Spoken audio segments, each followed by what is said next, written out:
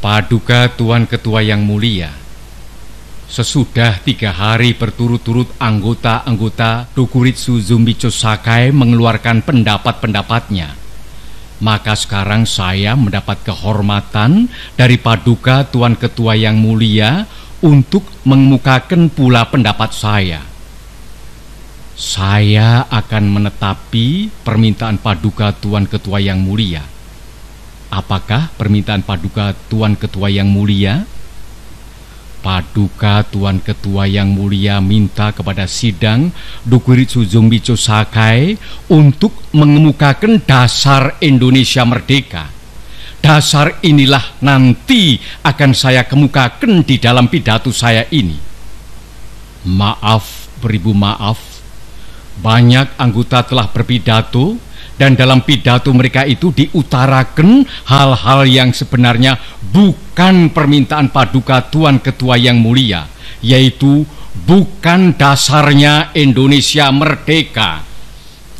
Menurut anggapan saya, yang diminta oleh Paduka Tuan Ketua yang mulia ialah dalam bahasa Belanda filosofi grondslag daripada Indonesia merdeka. Filosofi grondslag itulah fondamen, filsafat, pikiran yang sedalam-dalamnya, jiwa, hasrat yang sedalam-dalamnya untuk di atasnya didirikan gedung Indonesia merdeka yang kekal dan abadi. Merdeka buat saya ialah political independent, politik onafhankelijkheid. Apakah yang dinamakan politik onafhankelijkheid? Tuan-tuan yang terhormat, lihatlah di dalam sejarah dunia, lihatlah kepada perjalanan dunia ini. Banyak sekali negara-negara yang merdeka, tetapi bandingkanlah kemerdekaan negara-negara itu satu sama lain. Samakah isinya? Samakah derajatnya negara-negara yang merdeka itu? Jermania merdeka, Saudi Arabia merdeka, Iran merdeka, Tiongkok merdeka, Nippon merdeka, Amerika merdeka, Inggris merdeka, Rusia merdeka, Mesir merdeka. Namanya semuanya merdeka, tetapi bandingkanlah isinya. Maaf, Paduka Tuan Yimukyo Kotyo, berdirilah, saya punya bulu. Kalau saya membaca Tuan punya surat yang minta kepada kita supaya dirancang sampai jelimet hal ini dan itu dahulu semuanya. Kalau benar semua hal itu harus diselesaikan lebih dahulu sampai jelimet, maka saya tidak akan mengalami Indonesia merdeka. Tuan tidak akan mengalami Indonesia merdeka. Kita semua tidak akan mengalami Indonesia merdeka sampai di lubang kubur. Saudara-saudara, apakah yang dinamakan merdeka? Di dalam tahun 33 saya menulis satu risalah. Risalah yang bernama Mencapai Indonesia Merdeka. Maka di dalam risalah tahun 33 itu telah saya katakan bahwa kemerdekaan, politik onafhankelijkheid, political independence tak lain dan tak bukan ialah satu jembatan emas. Saya katakan di dalam kitab itu bahwa di seberangnya jembatan itulah kita sempurnakan kita punya masyarakat. 2 miliun pemuda ini menyampaikan seruan pada saya. 2 miliun pemuda ini semua berhasrat Indonesia merdeka sekarang. Saudara-saudara, kenapa kita sebagai pemimpin rakyat yang mengetahui sejarah menjadi swarwihtoh, menjadi gentar? Padahal semboyan Indonesia merdeka bukan sekarang saja kita siarkan. Berpuluh-puluh tahun yang lalu kita telah menyiarkan semboyan Indonesia merdeka. Bahkan sejak tahun 1932 dengan nyata-nyata kita mempunyai semboyan Indonesia merdeka sekarang. Bahkan 3 kali sekarang, yaitu Indonesia merdeka sekarang.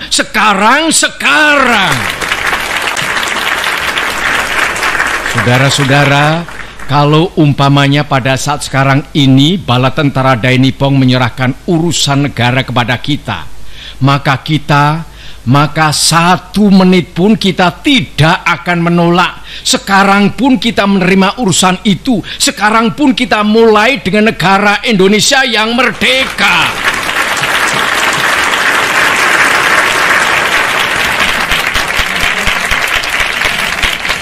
Saudara-saudara, tadi saya berkata ada perbedaan antara Soviet, Rusia, Saudi Arabia, Inggris, Amerika, dan lain-lain tentang isinya. Tetapi ada satu yang sama, yaitu rakyat Saudi Arabia sanggup mempertahankan negaranya. Kalau bangsa kita, Indonesia, walaupun dengan bambu runcing, saudara-saudara semua siap sedia mati mempertahankan tanah air kita Indonesia. Pada saat itu bangsa Indonesia adalah siap sedia masak untuk merdeka.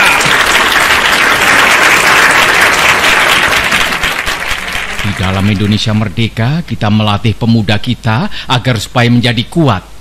Di dalam Indonesia merdeka, kita menyehatkan rakyat sebaik-baiknya. Inilah maksud saya dengan perkataan jembatan. Di seberang jembatan emas inilah baru kita leluasa menyusun masyarakat Indonesia merdeka yang gagah, kuat, sehat, kekal, dan abadi. Tuan-tuan sekalian, kita sekarang menghadapi satu saat yang maha penting. Tidakkah kita mengetahui, sebagaimana telah diutarakan oleh berpuluh-puluh pembicara, bahwa sebenarnya international law, hukum internasional, menggampangkan pekerjaan kita untuk menyusun, mengadakan, mengakui satu negara yang merdeka. Tidak diadakan syarat yang neko-neko, yang jelimet. Tidak. Syaratnya sekadar bumi, rakyat, pemerintah yang teguh. Ini sudah cukup untuk internasional law. Cukup, saudara-saudara. Asal ada buminya, ada rakyatnya, ada pemerintahannya, kemudian diakui oleh salah satu negara yang lain yang merdeka. Inilah yang sudah bernama merdeka. Saudara-saudara, sesudah saya bicarakan tentang hal merdeka, maka sekarang saya bicarakan tentang hal dasar. Paduka Tuan Ketua yang mulia, saya mengerti apakah yang Paduka Tuan Ketua kehendaki. Paduka Tuan Ketua minta dasar, minta filosofi Grundslag, atau jikalau kita boleh memakai perkataan yang muluk-muluk, Paduka Tuan Ketua yang mulia meminta suatu Weltanschauung di atas mana kita mendirikan negara Indonesia itu.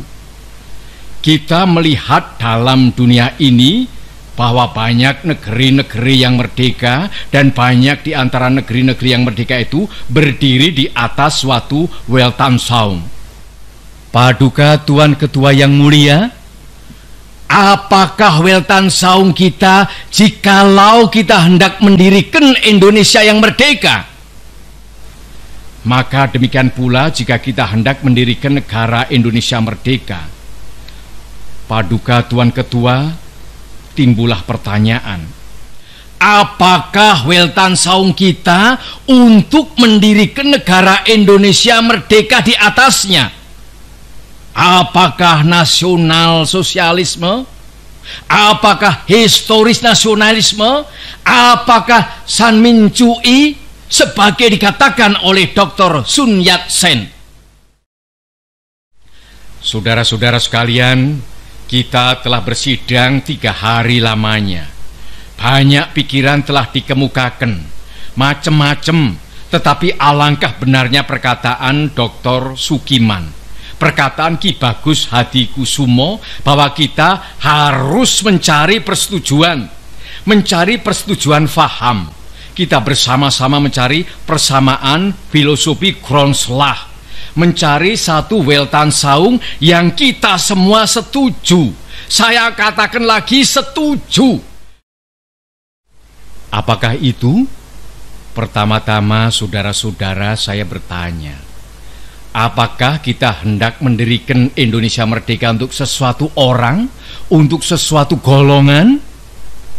Mendirikan negara Indonesia merdeka yang namanya saja Indonesia Merdeka, tetapi sebenarnya hanya untuk mengagungkan satu orang, untuk memberi kekuasaan kepada satu golongan yang kaya, untuk memberi kekuasaan pada satu golongan bangsawan.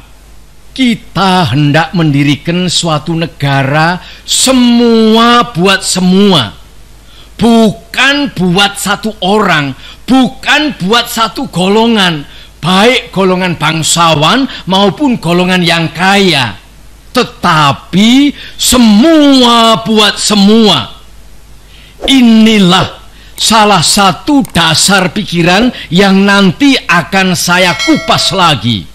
Maka yang selalu mendengung di dalam saya punya jiwa, bukan saja di dalam beberapa hari di dalam sidang Dokuritsu Zumbitsu Sakai ini, akan tetapi sejak tahun 1918, 25 tahun lebih, ialah dasar pertama yang baik dijadikan dasar buat negara Indonesia, ialah dasar kebangsaan. Kita mendirikan satu negara kebangsaan Indonesia. Saya katakan bahwa dasar pertama buat Indonesia ialah dasar kebangsaan. Itu bukan berarti satu kebangsaan dalam arti yang sempit, tetapi saya menghendaki satu nasional stat. Apakah yang dinamakan bangsa? Apakah syaratnya bangsa? Definisi Otto Bauer pun sudah tua. Sebab tatkala Ernest Renan mengadakan definisinya itu, tatkala Otto Bauer mengadakan definisinya itu, tatkala itu belum timbul satu wetenschap baru, satu ilmu baru yang dinamakan geopolitik. Kemarin, kalau tidak salah, Saudara Ki Bagus Hadikusumo atau Tuan Munandar mengatakan tentang persatuan antara orang dan tempat. Persatuan antara orang dan tempat, tuan-tuan sekalian, persatuan antara manusia dan tempatnya. Bangsa Indonesia ialah seluruh manusia-manusia yang menurut geopolitik yang telah ditentukan oleh Allah Subhanahu wa Ta'ala tinggal di kesatuannya semua pulau-pulau Indonesia dari ujung utara Sumatera sampai ke Irian, seluruhnya yang telah menjadi satu, sekali lagi satu.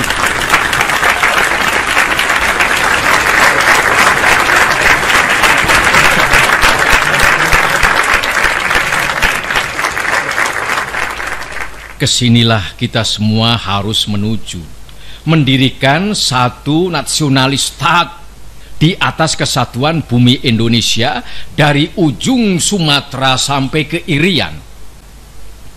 Demikian pula bukan semua negeri-negeri di tanah air kita yang merdeka di zaman dahulu adalah nasionalis stat. Kita hanya 2 kali mengalami nasionalis stat, yaitu di zaman Sriwijaya dan di zaman Majapahit. Di luar dari itu kita tidak mengalami nasionalis stat. Nasionalis stat hanya Indonesia seluruhnya yang telah berdiri di zaman Sriwijaya dan Majapahit, dan yang kini pula kita harus dirikan bersama-sama. Saudara-saudara, tetapi memang prinsip kebangsaan ini ada bahayanya. Bahayanya ialah mungkin orang meruncingkan nasionalisme menjadi chauvinisme, sehingga berfaham Indonesia überaus. Inilah bahayanya. Kita cinta tanah air yang satu, merasa berbangsa yang satu, mempunyai bahasa yang satu. Tetapi tanah air kita Indonesia hanya satu bagian kecil saja daripada dunia. Ingatlah akan hal ini. Kita harus menuju persamaan dunia, persaudaraan dunia. Kita bukan saja harus mendirikan negara Indonesia merdeka, tetapi kita harus menuju pula kepada kekeluargaan bangsa-bangsa. Justru inilah prinsip saya yang kedua. Inilah filosofis prinsip yang nomor 2 yang saya usulkan kepada tuan-tuan, yang boleh saya namakan internasionalisme. Internasionalisme tidak dapat hidup subur kalau tidak berakar di dalam buminya nasionalisme.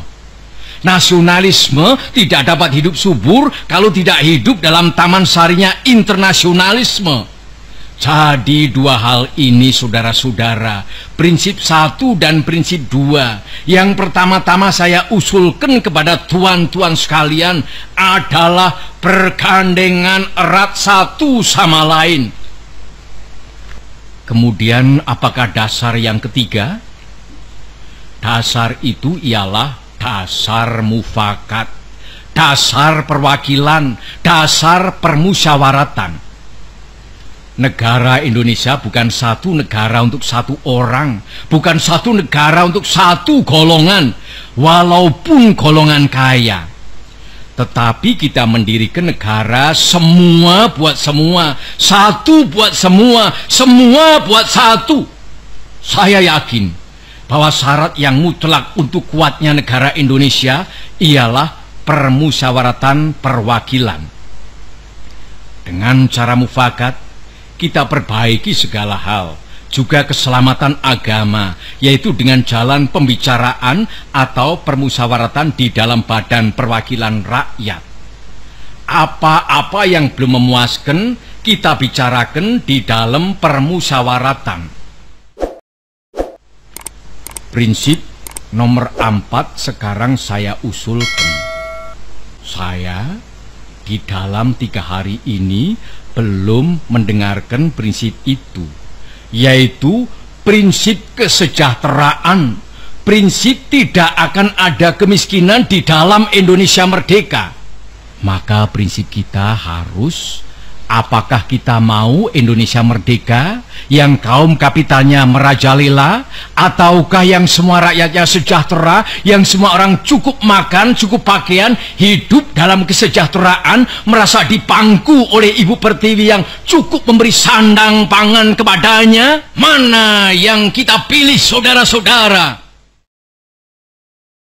Kita sudah lihat di negara-negara Eropa adalah badan perwakilan, adalah parlementer demokrasi. Tetapi tidakkah di Eropa justru kaum kapitalis merajalela? Di Amerika ada suatu badan perwakilan rakyat, dan tidakkah di Amerika kaum kapitalis merajalela? Tidakkah di seluruh benua barat kaum kapitalis merajalela? Padahal ada badan perwakilan rakyat. Tak lain tak bukan sebabnya ialah oleh karena badan-badan perwakilan rakyat yang diadakan di sana itu sekadar menurut resepnya France Revolusi. Adakah keadaan yang demikian ini kita kehendaki? Saudara-saudara, saya usulkan, kalau kita mencari demokrasi, hendaknya bukan demokrasi barat, tetapi permusyawaratan yang memberi hidup, yakni politik ekonomi demokrasi yang mampu mendatangkan kesejahteraan sosial, yaitu bukan saja persamaan politik, saudara-saudara, tetapi pun di atas lapangan ekonomi kita harus mengadakan persamaan, artinya kesejahteraan bersama yang sebaik-baiknya. Saudara-saudara, apakah prinsip yang kelima saya telah mengemukakan 4 prinsip. 1. Kebangsaan Indonesia. 2. Internasionalisme atau perikemanusiaan. 3. Mufakat atau demokrasi. 4. Kesejahteraan sosial. Prinsip yang kelima hendaknya menyusun Indonesia merdeka dengan bertakwa kepada Tuhan Yang Maha Esa. Prinsip ketuhanan bukan saja bangsa Indonesia bertuhan, tetapi masing-masing orang Indonesia hendaknya bertuhan. Tuhannya sendiri.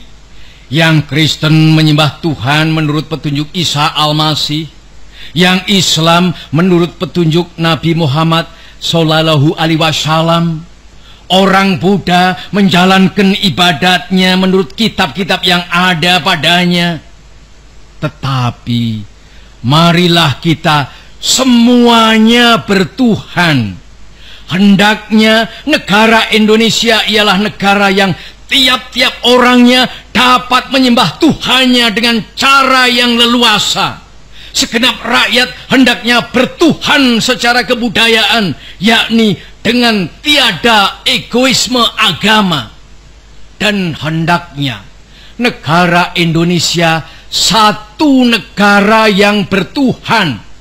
Marilah kita amalkan, jalankan agama baik Islam maupun Kristen dengan cara yang berkeadaban. Apakah cara yang berkeadaban itu? Ialah hormat menghormati satu sama lain. Marilah kita di dalam Indonesia merdeka yang kita susun ini sesuai dengan itu, menyatakan bahwa prinsip kelima daripada negara kita ialah ketuhanan yang berkebudayaan, ketuhanan yang berbudi pekerti yang luhur, ketuhanan yang hormat menghormati satu sama lain. Hatiku akan berpesta raya jikalau saudara-saudara menyetujui bahwa negara Indonesia merdeka berasaskan ketuhanan yang Maha Esa. Saudara-saudara, dasar-dasar negara telah saya usulkan. 5 bilangannya. Inikah Pancadharma? Bukan. Nama Pancadharma tidak tepat di sini. Dharma berarti kewajiban. Sedang kita membicarakan dasar. Saya senang kepada simbolik. Simbolik angka pula. Rukun Islam 5 jumlahnya. Jari kita 5 setangan. Kita mempunyai panca indera. Apalagi yang 5 bilangannya? Pendawa 5. Pendawa pun 5 orangnya. Sekarang banyaknya prinsip kebangsaan, internasionalisme, mufakat, kesejahteraan, dan ketuhanan, 5 pula bilangannya. Namanya bukan Pancadharma, tetapi saya namakan ini dengan petunjuk seorang teman kita ahli bahasa. Namanya ialah Pancasila. Sila artinya asas atau dasar. Dan di atas kelima dasar itulah kita mendirikan negara Indonesia kekal dan abadi.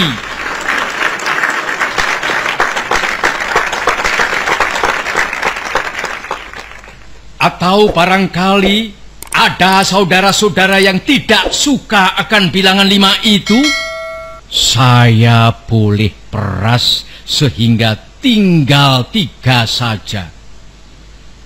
Saudara-saudara tanya kepada saya, apakah perasan yang 3 itu? Berpuluh-puluh tahun sudah saya pikirkan dia. Ialah dasar-dasarnya Indonesia merdeka. Weltan saung kita. 2 dasar yang pertama, kebangsaan dan internasionalisme. kebangsaan dan peri kemanusiaan. Saya peras menjadi satu. Itulah yang dahulu saya namakan sosionasionalisme. Dan demokrasi yang bukan demokrasi barat, tetapi politik ekonomisme demokrasi, yaitu politik demokrasi dengan sosial rechtvaardigheid, demokrasi dengan kesejahteraan. Saya peraskan pula menjadi satu. Inilah yang dulu saya namakan sosiodemokrasi. Tinggal lagi ketuhanan yang menghormati satu sama lain. Jadi, yang asalnya 5 itu telah menjadi 3. Sosionasionalisme, sosiodemokrasi, dan ketuhanan. Jikalau Tuhan senang kepada simbolik 3, ambillah cara 3 ini. Tetapi barangkali tidak semua tuan-tuan senang kepada trisila ini dan minta satu dasar saja. Baiklah, saya jadikan 1.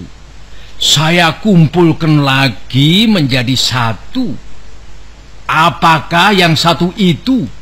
Sebagai tadi telah saya katakan, kita mendirikan negara Indonesia yang kita semua harus mendukungnya. Semua buat semua. Jikalau saya peras yang 5 menjadi 3 dan yang 3 menjadi 1, maka dapatlah saya 1 perkataan Indonesia yang tulen, yaitu perkataan gotong royong. Negara Indonesia yang kita dirikan haruslah negara gotong royong. Alangkah hebatnya negara gotong royong.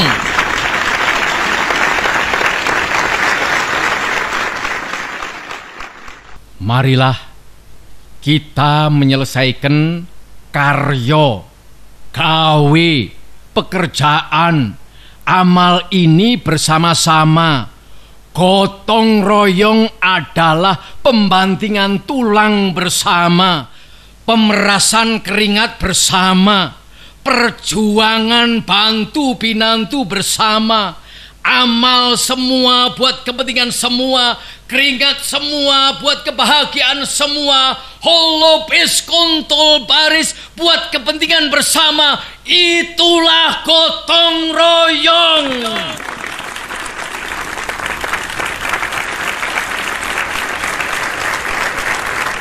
Dan terutama di dalam zaman peperangan ini, yakinlah, insaflah, tanamkanlah dalam kalbu saudara-saudara bahwa Indonesia merdeka tidak dapat datang jika bangsa Indonesia tidak berani mengambil resiko, tidak berani terjun menyelami mutiara di dalam samudera yang sedalam-dalamnya. Jikalau bangsa Indonesia tidak bersatu dan tidak mentekad mati-matian untuk mencapai merdeka, tidaklah kemerdekaan Indonesia itu akan menjadi milik bangsa Indonesia buat selama-lamanya sampai ke akhir zaman. Kemerdekaan hanyalah diperdapat dan dimiliki oleh bangsa yang jiwanya berkobar-kobar dengan tekad merdeka, merdeka atau mati.